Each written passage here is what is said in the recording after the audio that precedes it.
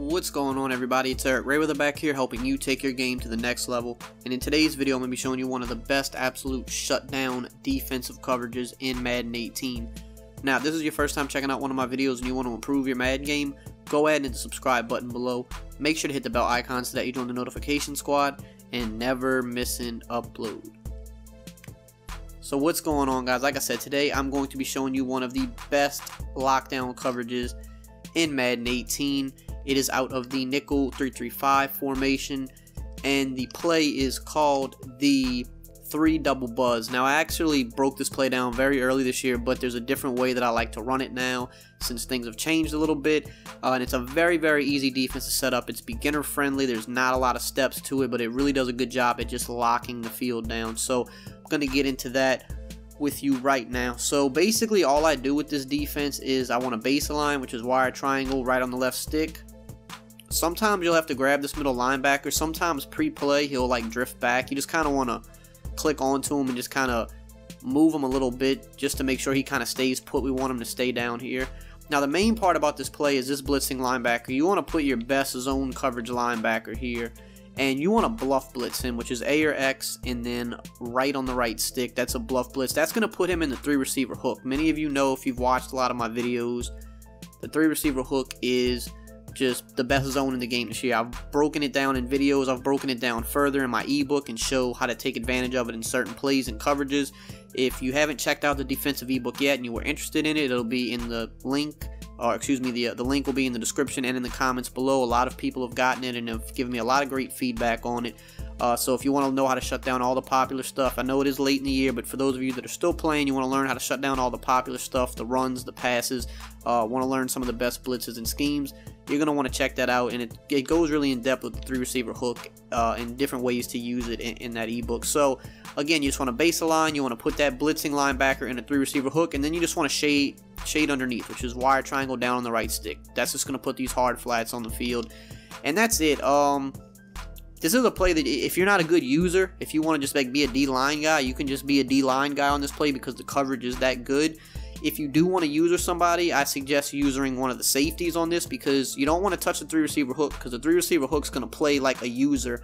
He's going to jump pretty much in anything shallow. Because we're shading underneath, this 3 receiver hook's going to jump it like a short in route or a drag route or like any like little hitch route that might be over the middle. He's going to jump all of that, and you're going to see that when we run the play.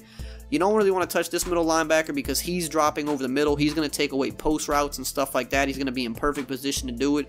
Basically, this is like a cover 3. It's a cover 3, but it's not a typical cover 3 because people are expecting a safety to be deep, but instead our middle linebacker is dropping deep, so that throws them off. And you don't want to use this linebacker because you want him to just control the flat. So if you do want to user somebody, user one of these hook curls back here. But if you're not a good user, just play on the D-line, and this coverage is going to do a very good job at shutting stuff down for you. So you see, see how this in route comes over the middle?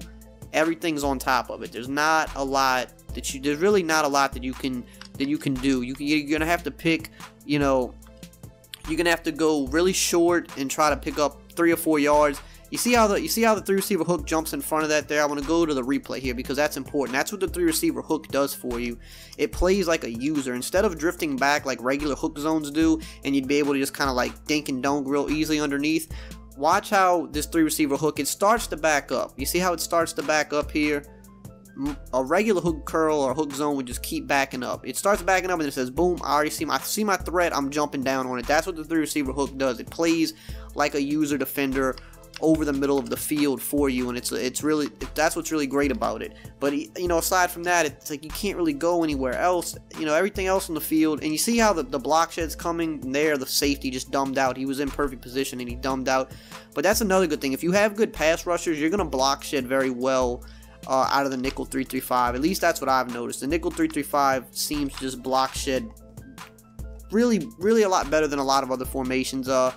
It block sheds as good as like a 3. You know, like, where am I going to throw the ball? Like, there's just nothing's open. This does a really good job at clogging up the middle. You can't hit the quick flats on it. And if you are playing in mud and you have like 91 zone cornerbacks on the outside, then I mean, you can't really throw corner routes and stuff like that on them too easily either. It's just a lot to worry about. But if you, like I said, if you have good pass rushes at the defensive end spot, So here you try to throw a quick pass to the flat that's covered because we have hard flats.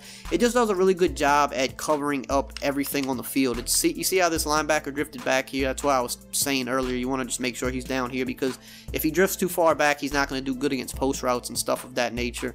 But you see what I'm saying? Like, there's just, like, see how quick I'm getting sacked now? Keep in mind, block shed in practice mode is a little bit better than in real game, but the 3-3-5 is a really good block shedding formation this year. If you also want to put your pass rush on aggressive to make it a little better, you can do that as well.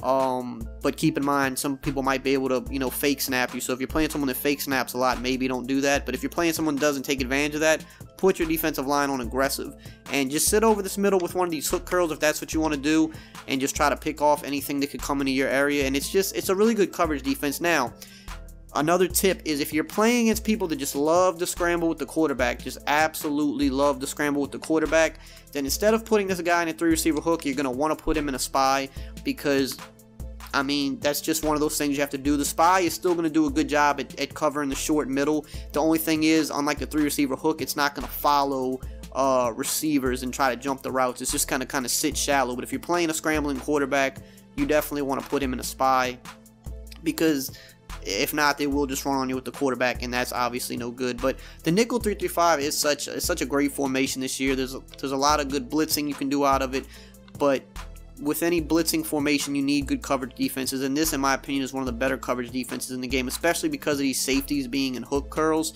They play differently than just regular hook curls because they're coming from a different depth of the field. Usually linebackers are in hook curls, but these safeties, they kind of sit and just stay put, and they just defend areas that you can't really get with a lot of other zones, because you don't really have a lot of plays where you have two safeties and hook curls.